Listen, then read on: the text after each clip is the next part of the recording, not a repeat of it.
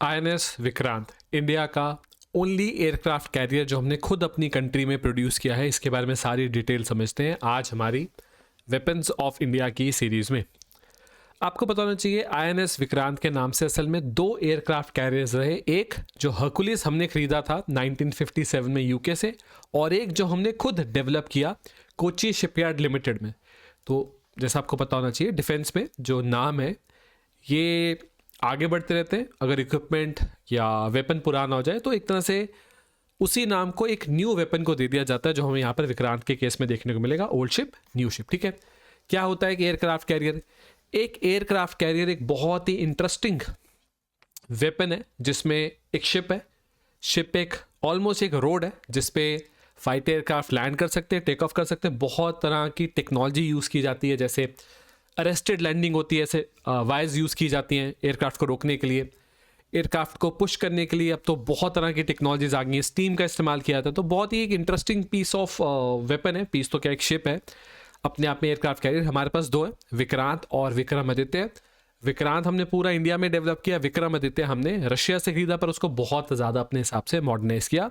विक्रांत की कुछ डिटेल्स को आज हम यहाँ पर समझ लेते हैं, ठीक है। तो अगर हम देखें आईएनएस विक्रांत इंडिया का पहला खुद इंडिजिनसली डेवलप एयरक्राफ्ट कैरियर। एक मतलब इससे पहले हमारे पास विक्रमादित्य था, वो हमने रशिया से खरीद के मॉडर्नाइज किया। ये तो हमने खुद ही बनाया, ठीक है।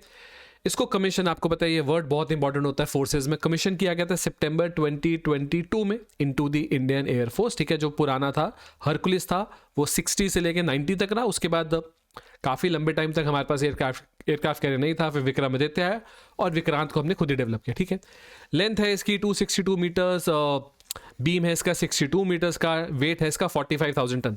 वेट में देखें तो जो यूएस के न्यूक्लियर पावर्ड एयरक्राफ्ट कैरियर्स है वो तो 1 लाख टन के आसपास भी होते हैं, तो उसके मुकाबले इसका वेट काफ़ी ज़्यादा कम है, ठीक है।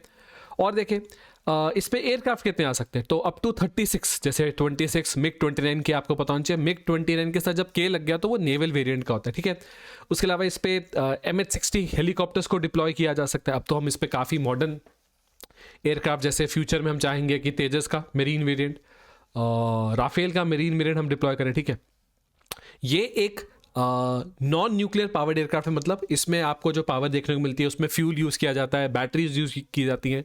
जो यूएस के पास एयरक्राफ्ट कैरियर है वो उसमें न्यूक्लियर रिएक्टर, जैसे हमारा आईएनएस अरिहंत सबमरीन में यूज़ होता है, वैसे न्यूक्लियर रिएक्टर को यूज़ करके वो अपने एयरक्राफ्ट कैरियर को पावर कर सकते हैं।